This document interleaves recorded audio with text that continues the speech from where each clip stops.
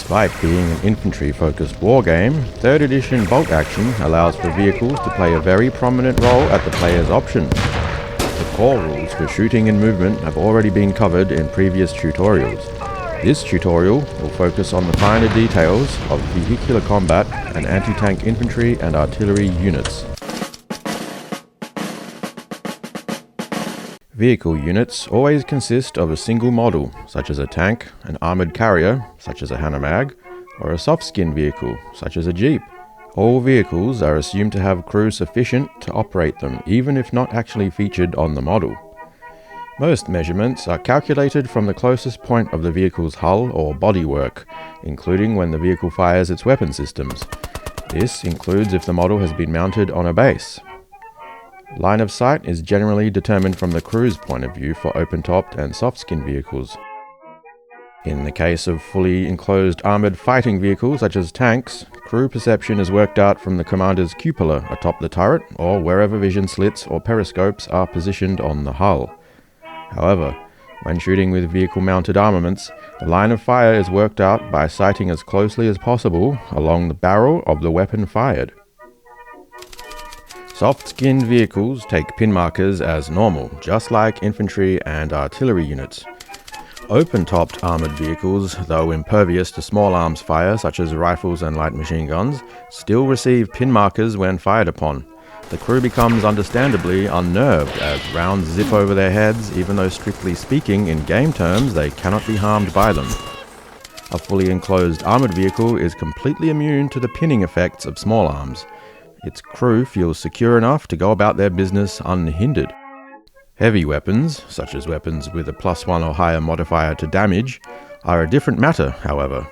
Just like infantry and artillery units, vehicle crews have levels of veterancy: inexperienced, regular, and veteran. If an inexperienced or regular vehicle takes a hit from a heavy weapon, it receives the appropriate number of pin markers. This includes hits from weapons that have no chance of actually damaging the vehicle, such as a heavy machine gun firing upon a heavy tank. Fully enclosed veteran vehicles are only pinned if hit by a source powerful enough to actually cause it damage. For example, a light howitzer firing upon a medium tank. Anything less is ignored. This slightly differs from 2nd edition, where regular vehicles would roll a die in this case with a 4+, allowing the crew to ignore the pin just like a veteran vehicle. Vehicles armed with one or more weapon systems follow the shooting procedure described in the shooting tutorial, with a few exceptions and additions.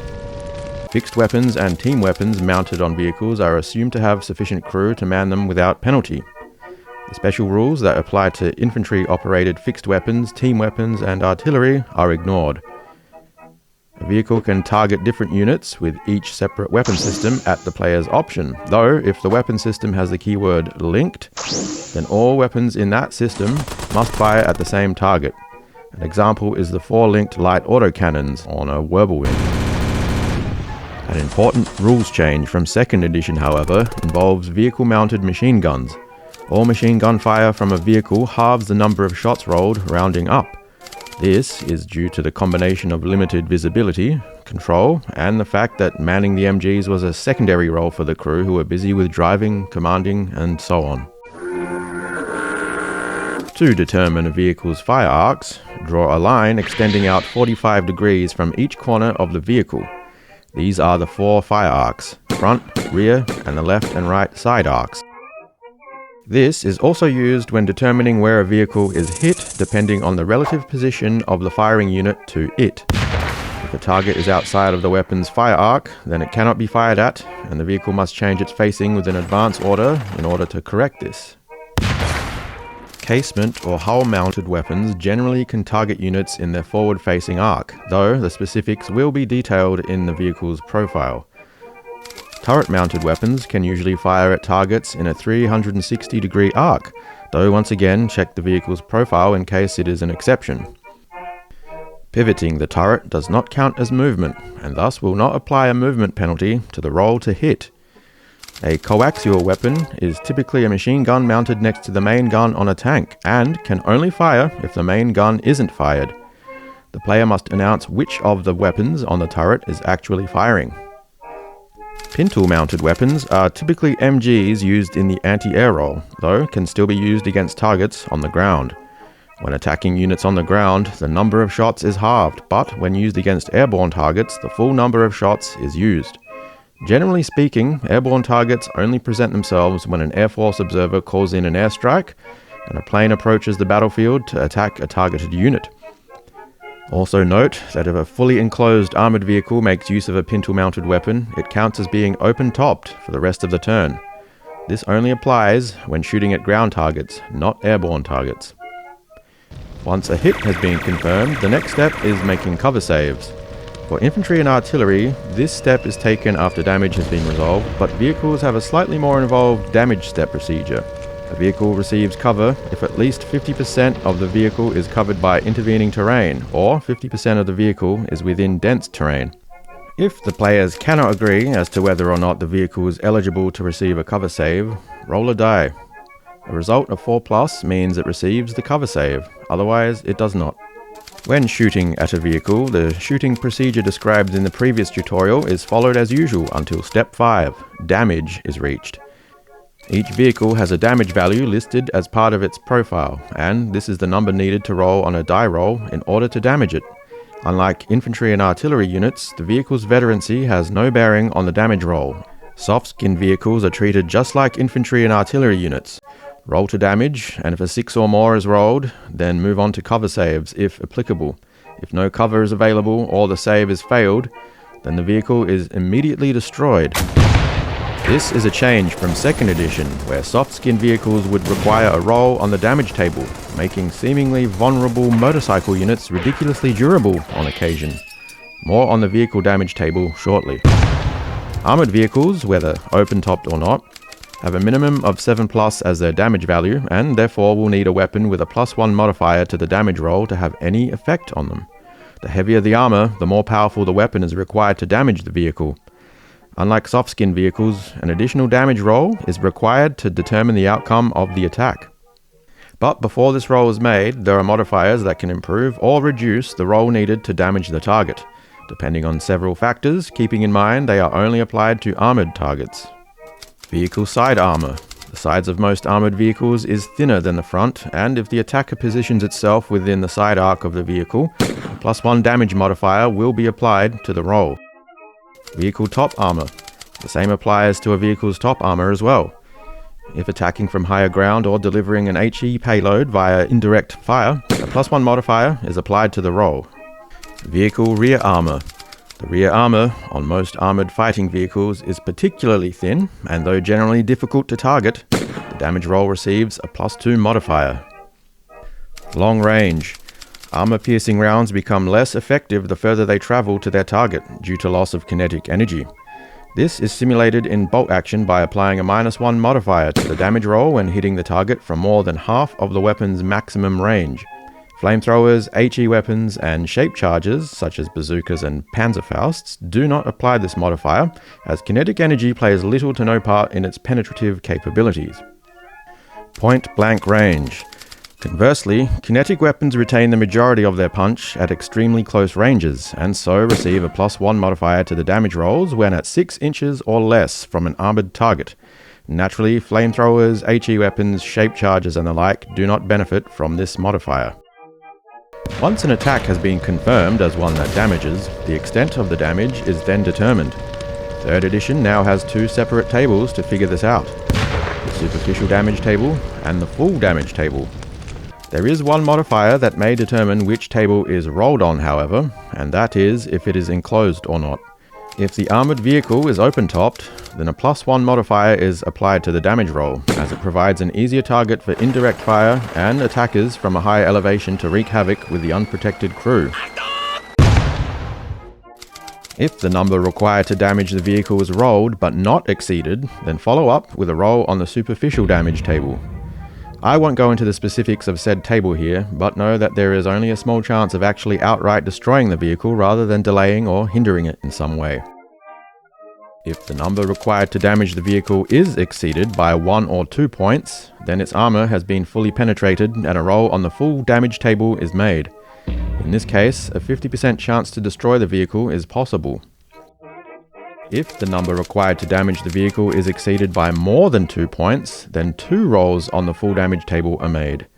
Roll twice and apply the highest result first. This may well be only 1 roll if the first is the result of knocked out. In 2nd edition, superficial damage results didn't receive their own table, merely rolling on the full damage table and applying a -3 modifier. The results, however, were much the same. The turret jam, a condition applied only to a vehicle with a turret, is no longer a separate check made anymore with each hit. It is a superficial damage result. When a vehicle is destroyed, the model is not necessarily removed, but becomes a wreck. This is not a strict rule, however, and players involved should agree beforehand if wrecks will be included in their game. It could be as simple as turning a destroyed model on its side or replacing it with a suitably damaged substitute. Depending on the scenario and army nationality, it is generally assumed that soldiers and artillery are delivered to the front line by transport vehicles. These can be armoured carriers, soft-skin trucks, or even horse-drawn wagons. Once the passengers and cargo have been delivered, the transport exits the combat zone. It's job done. Players may choose to include transports as part of their army list, in which case the vehicle actively participates in the battle. Though risky for the transport's crew, driving deep into no man's land to drop off infantry units has one obvious tactical advantage. Great distances can be covered where foot-slogging infantry would normally take much longer to cross, particularly when travelling by road. As mentioned, the role of transport vehicles is to carry soldiers, and once they've arrived in the combat zones, their job is done. They are not assault vehicles, and so to represent this, all empty soft-skin transports and tows that end the turn closer to an enemy unit than to a friendly unit are automatically destroyed. Though this could mean the crew have destroyed their vehicle before ditching it, the probability of them simply driving off at top speed is more likely. Empty armoured transports and tows follow the same rule, though with an important difference. The crew must first make a morale test. If passed, their nerve holds and they stay on the battlefield. This is a significant change from 2nd edition, where all transports were automatically destroyed, and makes armoured carriers more tempting to include in one's army list. If a combat vehicle has transport and tow capacity, then do not have this rule applied to it. An easy way to determine this status is if the vehicle is not included in the transport tow section of the army list. For example, it's in the self-propelled artillery section. More on army lists in a future tutorial. Transports have a minimal crew, so each turn they can only fire with one weapon they are equipped with. If equipped with more than one weapon, these can only be fired if the transport is carrying or towing a unit whose members act as a temporary weapon crew.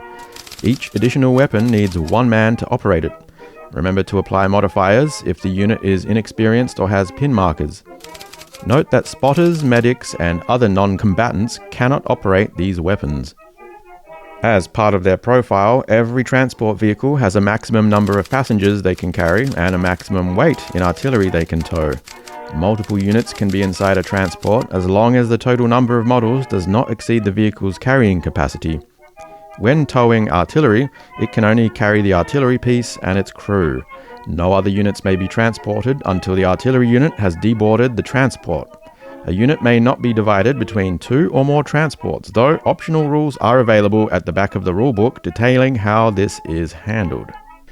Units can be placed in a transport at the beginning of a game, or they can board a transport during battle. If the latter option is taken, keep in mind that a transport can only be boarded if it is stationary. It cannot have an advance or run order. A vehicle that has been boarded also cannot subsequently be given an advance or run order that same turn. If a vehicle has been given a down order for whatever reason, it can be boarded, however. To board a transport, the unit must be given an advance or run order, and all models must end the unit's activation within 1 inch of the transport. If this condition is not met, then the unit has failed to mount the transport that turn. Artillery units are placed at the rear of the vehicle to simulate it being towed. Note that units cannot board a vehicle as part of a regroup move after an assault. More on assaults in the tutorial on close quarters. Once aboard, the unit is temporarily removed from the table and put aside, making sure it is clear that the unit is aboard the transport. Units that wish to spend an entire turn inside a transport are given the down order, which has no extra effects while in a vehicle. A rally order may also be given when inside a transport, which works as normal. While being transported or towed, a unit cannot be targeted directly by the enemy.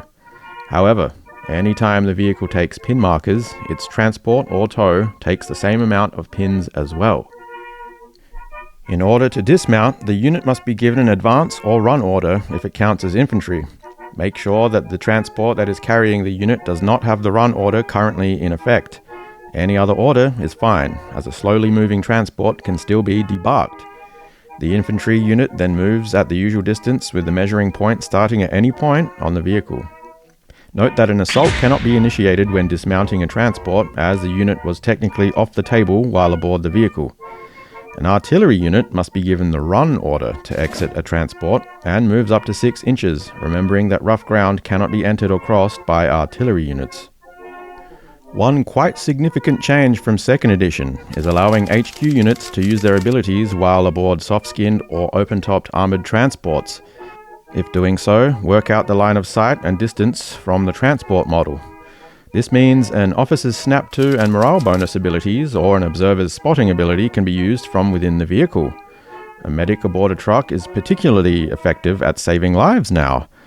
An observer cannot use its ability to call in an artillery or airstrike, as this requires a fire order, which is disallowed when aboard a transport. Remember, when inside a vehicle, only the down order may be given to a unit. If a transport vehicle suffers an immobilized or on-fire damage result, any troops on board are forced to immediately dismount after the damage results are resolved. They move D6 inches away from the vehicle and are given a down order.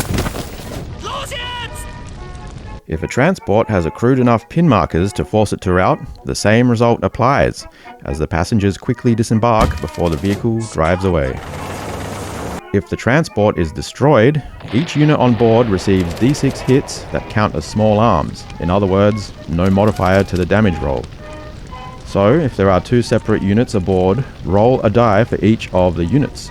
No cover save is applied, and remove each model that was damaged. No additional pin markers are applied for this roll.